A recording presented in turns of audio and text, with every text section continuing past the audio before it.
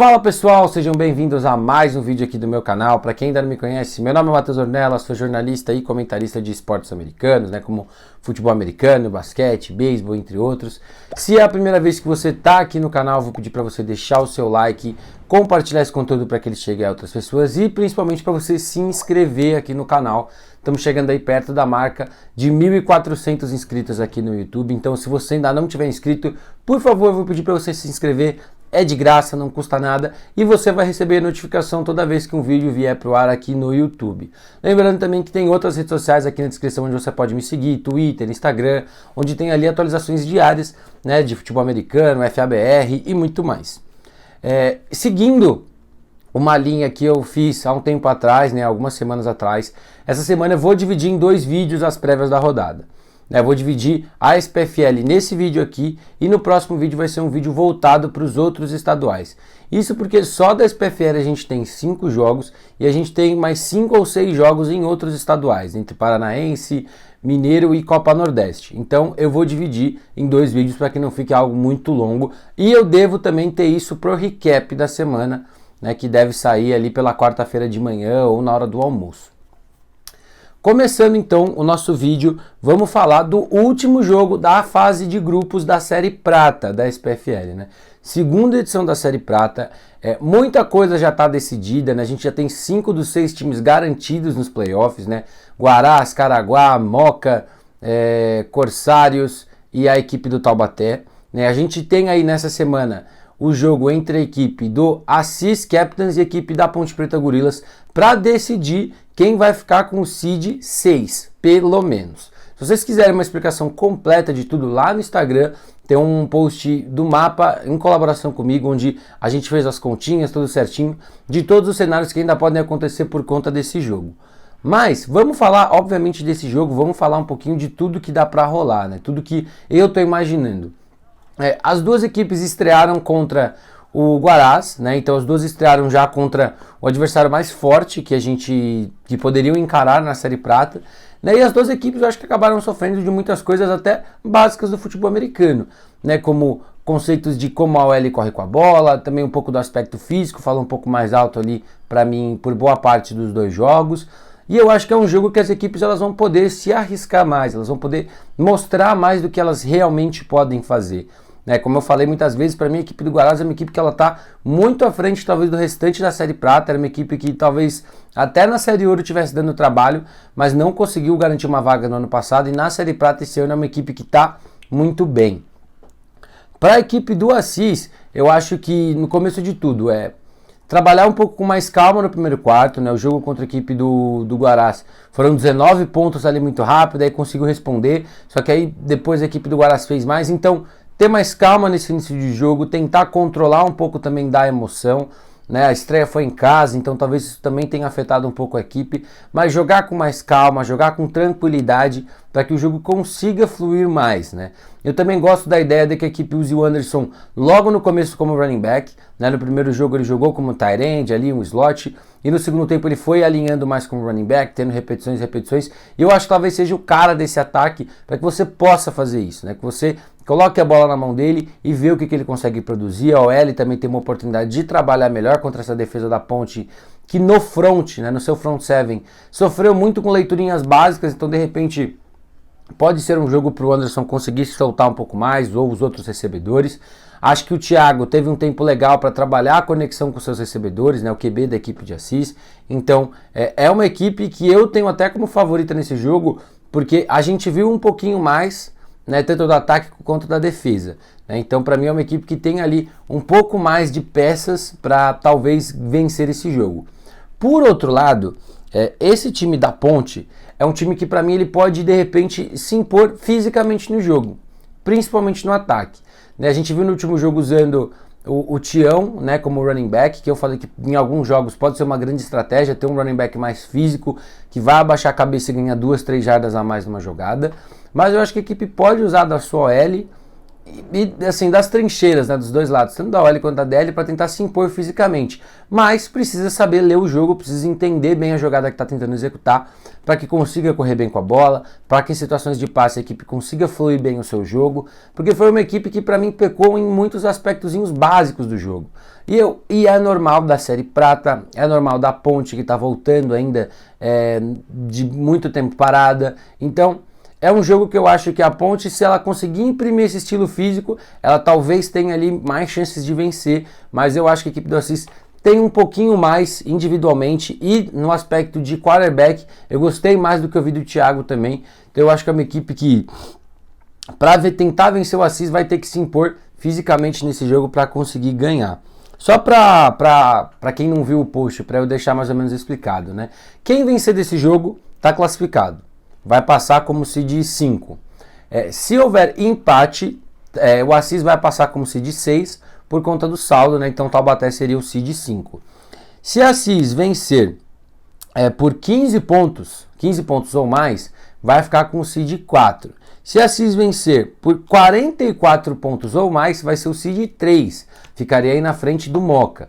Já para a Ponte é uma missão um pouco mais complicada. Venceu, passou, isso é óbvio, mas se vencer por 28, ficaria com seed 4, e se vencer por 57, ficaria com seed 3.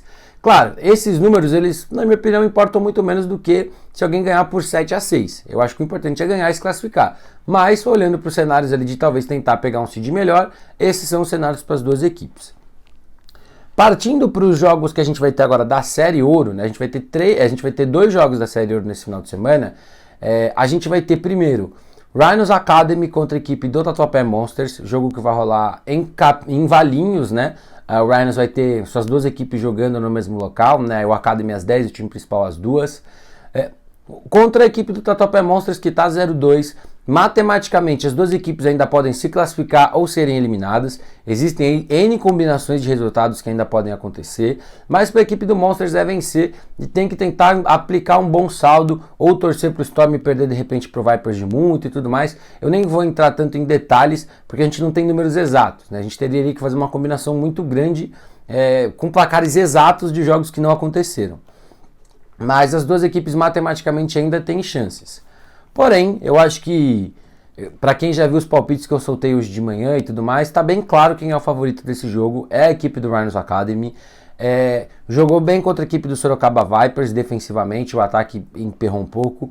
Contra o Storm, melhorou ofensivamente, né? Teve a mudança de quarterback porque o Stan não pôde jogar, então o Gui jogou. Inclusive, eu estou muito curioso para ver quem será o quarterback desse jogo 3. Se vai ser o Stan, se a equipe vai seguir com o plano de dar repetições para ele nesse primeiro semestre, ou se o que o Gui fez no segundo jogo foi suficiente para ele, de repente, roubar essa vaga.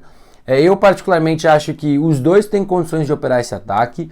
Acho que o Gui talvez tenha um pouco mais de conexão com esses jogadores por ter trabalhado muito tempo com eles no flag, e por ser um cara que talvez um pouquinho mais de mobilidade contra essa DL do Monsters, que principalmente pelo meio pode gerar pressão, pode forçar alguns erros. Mas para mim eu acho que quem dos dois jogar tem muita chance de conduzir esse ataque para a vitória contra o Monsters, né? O ataque ainda tem que melhorar o aspecto dos snaps, muitos bad snaps que atrapalharam muito no jogo contra o Storm, principalmente no primeiro tempo, mataram ali algumas situações chaves que a equipe do Rhinos poderia ter capitalizado. A defesa continua melhorando do que a gente viu na estreia, teve uma pick six, não deu muitos espaços para o ataque do Storm, tem alguns errinhos ali de leitura que pode trabalhar e pode desenvolver bastante nesse terceiro jogo, apesar de que vai encarar um ataque que ainda não tem uma identidade muito clara, né? Esse time do Monsters teve uma melhora contra o Vipers, mas ainda está bem atrás de muitas equipes da Série Ouro. Então é um time que ainda está se desenvolvendo como ataque. A gente ainda não sabe se o Afonso já volta para esse jogo, se a equipe vai seguir com o Vitor. Então entender muito do que é esse ataque do Monsters ainda, mas eu acho que a defesa do Rhinos aí tem um bom jogo para trabalhar, para rodar, para testar muita coisa. Até porque para a equipe do Rhinos Academy, se vencer vai ficar com o terceiro seed, independente do placar, né? A menos que o Storm vença o Vipers por uma diferença muito grande, ou que o Vipers perca pro Storm por uma diferença muito grande. Aí a gente poderia ter Rhinos, Storm na 2 e tudo mais, mas basicamente pro Rhinos é vencer e ficar com o seed 3 ou o seed 4 no pior cenário possível. E no melhor cenário poderia roubar um seed 2 se o Vipers perder pro Storm.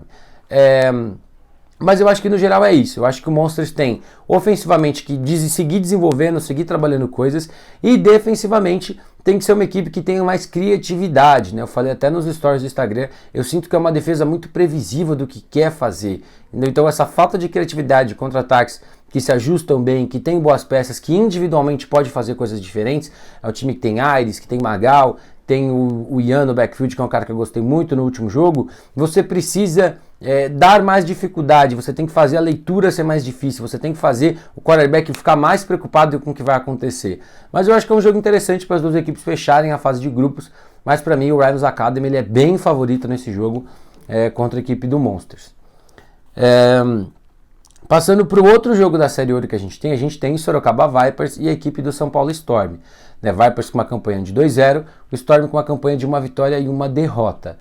Olhando para cenários de playoffs, se o Vipers vencer, é seed 1, tem um saldo melhor já que a equipe de Cruzeiro, então qualquer vitória por placar mínimo vai ser ali o seed 1. Em caso de empate, provavelmente fica com o seed 2, a menos que o Rhinos tenha ali uma diferença de pontos muito grande contra a equipe do Tatuapé.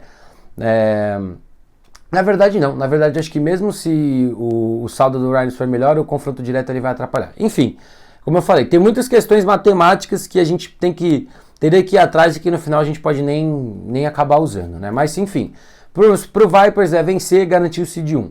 Pro Storm, mesmo que perca o jogo, ainda tem muita chance de se classificar, né? Se o Rhinos Academy vencer, o seu jogo às 10 horas da manhã, o Storm joga às 2 horas da tarde lá no centro de treinamento do touchdown, sabendo que independente do resultado vai passar. Seja como seed 5, seed 6, vai passar. É um jogo que para mim também, a gente tem um favorito muito claro, que é a equipe do Sorocaba Vipers, vem aí de um jogo de 50 pontos contra a equipe do Tatuapé Monsters. É um ataque que está com o Gustavo comandando bem, um cara que está distribuindo bem as bolas, está dando oportunidade para todo mundo aparecer, né? A gente está vendo, como eu sempre falei, o Lacra, que é a referência vertical, você tem o Bang, que é um cara que joga por fora, mas você pode fazer rotas por dentro, rotas curtas, é um cara que pós-recepção pode produzir, tem o Aegashi também, que chegou da equipe de Cruzeiro e está ganhando repetição aos poucos, é um cara que não é tanto de velocidade, mas tem um bom controle, se movimenta bem. Então, e tem esse backfield aí com o JP me fugiu o nome do outro jogador mais uma vez, eu acho que é o Wallison, alguma coisa assim, o outro running back, desculpa se eu estiver falando errado, mas é um ataque que está bem completinho, a OL que está jogando bem, esse interior da linha pode melhorar do que a gente viu no jogo contra o Monster, né? A gente viu muita dificuldade quando tentou correr ali pelo meio, então de repente trabalhar um pouco mais dessas jogadas nesse terceiro jogo, até para conversar e tentar clicar algumas coisas que ainda podem estar confusas para todo mundo, mas é um jogo muito interessante para esse ataque. E para essa defesa de Sorocaba, eu acho que é um jogo para continuar o que a equipe está fazendo. Está forçando turnovers, está conseguindo gerar pressão, está com esse sistema de 3-4, onde sempre um linebacker está blitando, ou 2 linebackers estão blitando. Então é uma defesa que sempre está querendo que o QB não saiba o que vai acontecer, né? Não trabalha muito com coisas óbvias, né? Tem variações ali que a gente consegue ver dependendo de situação e tudo mais, mas é uma defesa que tenta ser imprevisível na forma de gerar pressão ao quarterback. E a secundária está jogando bem, está dando poucos espaços, e vai ser um desafio muito grande para o Gustavo, né? O quarterback da equipe de São Paulo Storm, que, como eu falei no último vídeo, é um jogador que eu vejo a evolução, né? É um menino ainda, né? Tem 19, no máximo 20 anos. É um menino que eu tô vendo a evolução e vai encarar uma defesa bem qualificada. Vai encarar uma defesa que tem jogadores experientes, tem jogadores ali que já foram campeões nacionais, tem caras que jogam FABR há muitos anos, então vai encarar uma defesa muito bem qualificada. Então talvez seja o jogo que a gente possa ver mais de aonde está o teto do Gustavo para esse ano. O Storm não deve jogar nacional no segundo semestre, pelo que eu ouvi falar, mas não sei se vai ser o último jogo do Storm no ano. Acho que não, acho que o Storm talvez arrume ali uma Pick Six ou algum outro regional para de repente jogar, mas a gente vai ver talvez aí o jogo mais qualificado para o Gustavo no aspecto de defesa, né? Eu acho que Cruzeiro e Sorocaba tem ali defesas que são mais imprevisíveis e que cobram mais do seu quarterback. Na equipe do Rhinos Academy também, mas eu acho que essas duas estão um pouco na frente, né? Nesse aspecto de o que vai acontecer, o que vai ser feito. E é um jogo também para esse ataque tentar se provar, né? Um time que tem um estilo de jogo que é muito de passe curto, às vezes tenta esticar a bola, o jogo corrido tem altos e baixos, a OL também tem altos e baixos, né? Uma OL que até tem jogadores bem veteranos ali dentro, mas que ainda não consegue jogar da melhor forma, né? Eu acho que os dois jogos da equipe a gente viu muito drop, a gente viu muita inconsistência desse ataque, que eu acho que tem ali muito espaço para melhorar. E para essa defesa do Storm também, eu acho que vai encarar um ataque muito físico, um ataque que vai poder jogar a bola para vários recebedores, então todo mundo da secundária vai ter que estar ligado em toda jogada para o que pode acontecer ou não. E é um jogo para os linebackers também, de repente, melhorarem do que a gente viu no último jogo, né? Falei que me incomodou muito a forma como eles se posicionavam e atacavam, às vezes cedo demais, por ter um quarterback que poderia correr com a bola. O Gustavo até tem essa capacidade também, mas eu não vejo a equipe de Sorocaba colocando ele para correr, não vejo a equipe arriscando ele nessa situação. Então é um jogo muito interessante, né? Eu acho que o Vipers é muito favorito, o Storm pode rodar e testar muita coisa também, talvez já olhando para um cenário de playoff ou não, mas para mim é um jogo que é um clássico do FABR, né? Que é Vipers Storm, um confronto aí que tem anos e anos de história, e a equipe de Sorocaba nos últimos anos está sendo a favorita nesses duelos, né? O Storm que tem ali um histórico de mais vitórias, né, que a equipe de Sorocaba, mas nos últimos anos a equipe do Vipers aí está conseguindo ser a favorita nos últimos jogos. Passando para a série Diamante, temos dois jogos também muito importantes, né? Temos o último jogo da equipe do Guarulhos Rhinos e o último jogo da equipe do Ocelotes, né? As equipes não se enfrentam, obviamente, o Ocelotes é grupo A, o Rhinos é grupo B, mas vamos falar primeiro do jogo entre Guarulhos Rhinos e a equipe do Guarani Índias, né? A equipe do Rhinos tem a chance de terminar invicto, né, com 3 vitórias e um empate. Tem a chance de construir um saldo. Nesse momento a equipe do Spartans é a líder do grupo B, né, mas tem a chance aí de construir um saldo. Eu acho que uma diferença é menor de 5 pontos, talvez, né, que a equipe do Spartans tem na frente. Então a equipe do Rhinos tem aí uma oportunidade de vencer e talvez construir um saldo interessante para se garantir como primeiro colocado desse grupo. Claro que o saldo só vai ser importante se o Spartans vencer o Dragons, porque as equipes vão ter a mesma campanha e no critério de desempate ali, como o confronto direto é um empate, vai definir pelo saldo. Se o Dragons vencer o Spartans, pouco importa para a equipe do Rhinos o saldo, só tem que vencer esse jogo para ser o líder do grupo 1. Mas vamos falar do jogo. Um jogo que eu acho que a equipe do Rhinos tem que seguir limpando o que a gente está vendo nessa fase de grupos. Catulo jogando bem abaixo do que pode jogar. Eu acho que em aspecto do que passado recente, eu não lembro de nenhuma temporada onde ele teve ali uma sequência tão ruim de jogos, né? Contra o Spartans parecia desconfortável jogando, contra a equipe do Dragon sofreu 3 interceptações, teve algumas bolas ali que ele perdeu também, contra a própria equipe do Vikings teve bons e maus momentos, mas conseguiu com o passar do jogo se soltar. Então eu acho que a gente pode ver um pouco mais disso contra o Indians, mas eu acho que isso tem que vir mais rápido, sabe? Eu acho que nas primeiras campanhas a gente tem que ver ele já jogando bem, conseguindo desenvolver bem esse jogo, porque se a equipe do Rhinos passar, não vai ter o wildcard. Então, obviamente, você vai ter mais tempo para treinar e tudo mais, mas você não vai ter tempo de jogo. Então você vai numa semifinal voltar e encarar algum time que vai ser bom e que você vai ter que estar bem afiado, bem ali, pronto para jogar. Então eu acho que é um jogo bom para ver quem dos recebedores está bem, né? Toquinha está sendo o cara mais acionado, mas a gente tem o Tini que apareceu mais no último jogo, a gente tem o Jesus de volta, a gente tem o Jeff, a gente tem o Tony, então a gente viu o Seiya marcando touchdown, mas ainda está bem contadas as repetições que o Seiya tem em campo, então de repente também entender quem desse grupo está quente, quem desse grupo é o cara para uma terceira descida importante, para uma situação longa, então esse ataque tem muito disso. A OL também, eu acho que é um jogo bom, a defesa do Indians tem altos e baixos, mas a DL consegue ali em muitos momentos dar um trabalho legal, é um jogo bom para o Finex também, continuar pegando repetição, sem o Kim ele vai ser o cara número 1 desse backfield. Então é um jogo para o ataque todo ainda melhorar e clicar mais, né? Para a defesa, eu acho que é continuar o que a equipe está fazendo. Mais uma vez, jogou bem contra o Viking, jogou bem contra o Spartans, jogou muito bem contra o Dragons, então é seguir trabalhando, né? A defesa contra o jogo terrestre está muito bom, os linebackers jogando muito bem, a secundária tem momentos de altos e baixos contra passes longos e jogadores rápidos, que é uma coisa que a equipe do Indians tem. A equipe do Indians tem alguns recebedores que têm muita velocidade. O Elias consegue estender jogadas pelo atleticismo dele e tem força no braço, apesar de ainda não ter a precisão que eu gostaria que ele tivesse no terceiro nível do campo. Então eu acho que é um jogo interessante para essa defesa também, para ela ser um pouco testada ali com esse quarterback de estilo diferente, né, do que viu nessa fase de grupos até agora. E para a equipe do Indians, é um tudo ou nada para os playoffs. Se o Indians perder esse jogo, matematicamente já vai estar eliminado, assim como a equipe do Vikings já está eliminada, porque precisaria ter pelo menos 2 vitórias para tentar entrar num cálculo doido ali de uma das 3 vagas do grupo B. Mas eu não vejo a equipe conseguindo fazer isso, mas eu acho que é um jogo para a equipe mostrar mais, né? Porque é uma equipe que eu vejo potencial, você vê que tem bons recebedores, você vê que tem potencial no Elias, você vê que o backfield ali com o Rubinho e outros caras consegue operar, mas falta constância, falta o time fazer isso com mais regularidade. Na defesa também, como eu falei, a DL muitas vezes consegue chegar, mas não consegue finalizar o sec. A secundária às vezes está na bola e não consegue ficar com ela. O jogador tá para fazer o tackle e acaba perdendo. Então, é um time que tem o potencial, mas falta constância para que esse time seja melhor. Acho que a verdade é essa, né? Não tem uma outra palavra que não seja essa. O time tem potencial para ser melhor, mas falta constância para que ele seja efetivamente melhor. Então eu acho que é um jogo para o time rodar muita coisa, testar muita coisa, o Elias trabalhar de repente melhor essa precisão desses passes segundo e terceiro nível, médio e longo, porque a gente vê ele perdendo algumas janelas e não é pela força, é mais pela precisão mesmo. Então eu acho que é um jogo para a equipe trabalhar e se a equipe conseguir vencer, mantém viva suas chances de playoffs aí pro restante da competição.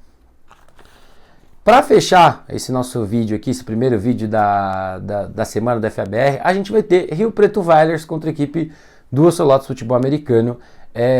O Whalers que está 1-0, vem aí para o seu segundo jogo na SPFL, na equipe que teve aí o adiamento por conta da Taça Brasil, né? Então não teve o seu, acho que seria seu segundo jogo, né, contra a equipe de Leme.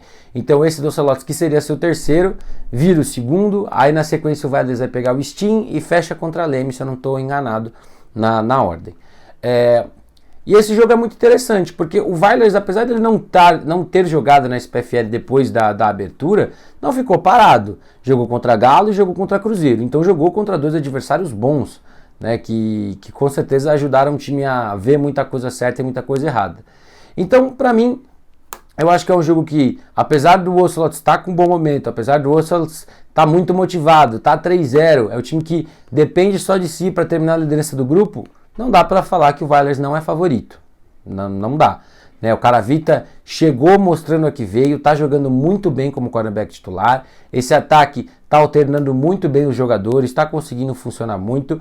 O Prince não deve jogar, se eu não estou enganado, ele foi ejetado no 4º período, então a gente não deve ver o Prince. Então a gente deve ver o Vini mais nesse backfield, a gente deve ver outros caras aparecendo, esse corpo de recebedores funcionando muito bem. E essa defesa que vai ter um trabalho interessante contra o Derão. O Derão tá quente, né? Inclusive nos pitacos eu coloquei que para mim uma das grandes metas para essa equipe é não deixar o Derão esquentar muito no começo do jogo como corredor, porque ele é um cara que quebra teclas, é um cara que acha espaços e apesar de ser uma defesa muito boa, em algumas situações ele pode quebrar teclas, alguém pode errar ali alguma coisa e ele pode produzir. Então vai ser um jogo legal, vai ser um jogo interessante. Eu acho que as duas defesas têm que estar muito ligadas. A defesa do Ocelotes, que teve vários momentos ali contra o Corinthians que viraram touchdowns ou que viraram jogadas longas por talvez uma desatenção da DL numa corrida que virou uma corrida de 60 jardas, uma desatenção ou um mismatch na marcação que foi o TD do Brown, e o Corinthians soube se aproveitar disso, soube tirar vantagem dessas situações. Então a equipe de Rio Preto também tem condições de fazer isso, então a defesa tem que estar ligada 100% do tempo. Eu acho que o time não tem que pensar em já estamos classificados, que não sei o que, tem que entrar com a mentalidade de tentar vencer esse Whalers. Entendeu? O Whalers é o favorito da Série Diamante? Sim, é o favorito da Série Diamante. Mas você tem que entrar com a mentalidade de que tem que bater de frente, tem que tentar e insistir até o máximo. Porque se vencer, vai ficar com a liderança, vai ser o líder isolado. Né? E para a equipe de Rio Preto, é um jogo interessante também para o ataque, conseguir se desenvolver, vai encarar uma defesa que é bem física, e vai encarar um ataque que tem aí um sistema corrido bem desenvolvido, né? E vamos ver como o Ocelotes vai tentar passar a bola também contra esse time de Rio Preto, né? Eu acho que vai ser um jogo bem interessante, mas para mim a equipe do Whalers é a favorita para esse jogo. Bom, gente, mais um vídeo é esse, eu vou ficando por aqui. Mais uma vez, se você ainda não está inscrito, eu vou pedir para você se inscrever aqui no canal, deixar o seu like, o seu comentário, compartilhar esse conteúdo para que ele chegue até mais pessoas, porque isso me ajuda pra caramba. E se você quiser ter atualizações aí de de futebol americano, basquete, beisebol diariamente. As outras redes sociais estão aqui na descrição também para você poder acompanhar um pouco mais. Tamo junto e até a próxima!